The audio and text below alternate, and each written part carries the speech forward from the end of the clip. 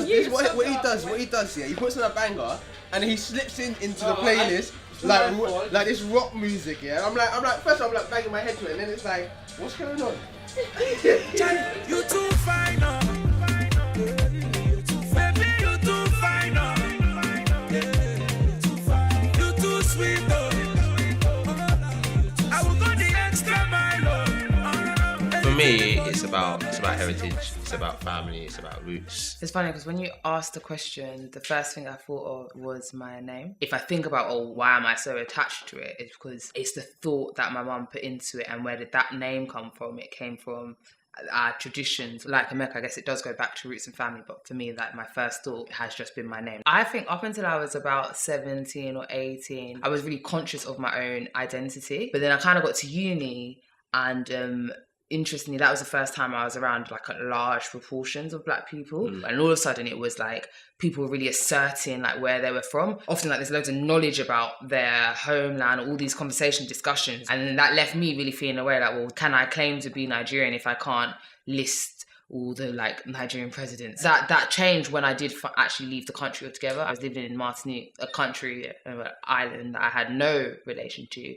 And actually when I was far away from all of these kind of talks and discussions and far away from any place that was supposed to be on my own, I actually started to really realise that I am who I say I am. Growing up, we had very similar childhood backgrounds. We both went to pretty white or predominantly Asian schools. The initial challenge was always actually, am I actually black enough? A number of times people have actually called me out on it, and even to this day it still happens. Likewise, having left the UK and then coming back, that's now all something I'm able to celebrate. I don't really know what happens when we left, but there's that something kind of, I don't know, just something kind of clicked by the time you kind of come back. What going away did for me as well is show the various meanings of home. So when I moved to Martinique, after my 8 months there, it started to feel like a home. Like, it's definitely connected with a piece of my heart. I think home is almost a feeling. It's where your heart feels content. Yeah. As I said, I took time out. I was in Spain for a year, and then subsequently, Ife's gone 2 years. Or was it 2 years after that? She's gone away. While she was away, I went to Nigeria, and I felt the kind of how comfortable and how warm and just like how much I loved it. And again, for why should I feel so comfortable? It's a place I've never ever lived. She went out last year when I didn't go, and I was sitting at home thinking, oh my God, I want to be there. And she come back and had the exact same feeling, and that's what I mean. It's not about like.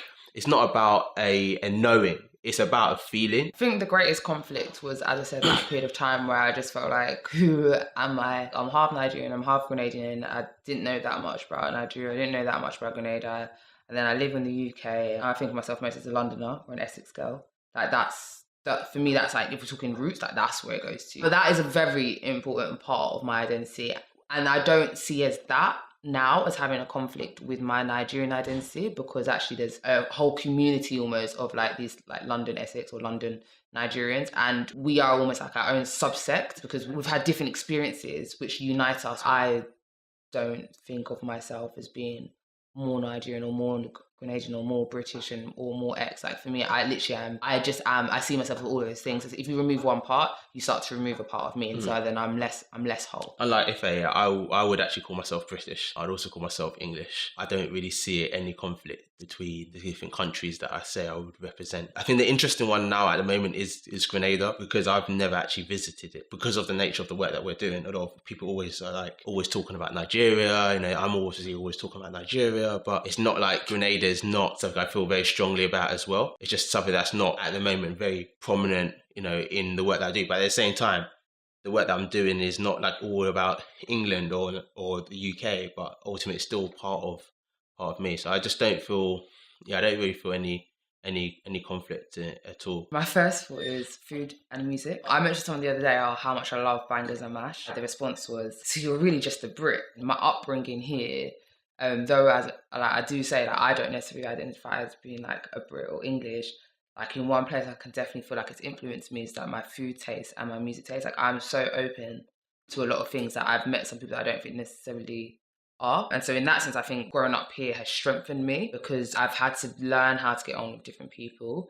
And also it's made me very comfortable in who I am, and also made it that I don't feel like I have to prove myself to people. For me, it was initially lonely, especially when you're in a place where you're not surrounded by black people and you don't feel that connected to other people from a different background. The other thing is that I always used to feel was like this kind of responsibility to be like the flag bearer to kind of represent in all sorts of facets. Something which I probably would say I actually ultimately thrived upon, being in spaces where I felt I could educate or debunk a certain myth, you know, like, oh, black boys from London, they're all gangsters and wearing hoodies. Like, oh, okay, hang on, actually, I'm not. No, I'm actually quite an intelligent person. But that's definitely died down over the last few years. I don't think I actually did face many kind of overt kind of prejudices, but for me, it's something I'm always very aware of. Be aware of it, but move on. I think too many people want to hold up the prejudices and then say, oh, well, that's why I can't move through certain barrier. Yeah, there are always obstacles, but there's a way to go around it. If you want to progress, you know, you're going to have to be ready to take a bit of pain because it's not easy. Well done, guys. That was a nice little push, yeah? That was a nice little push.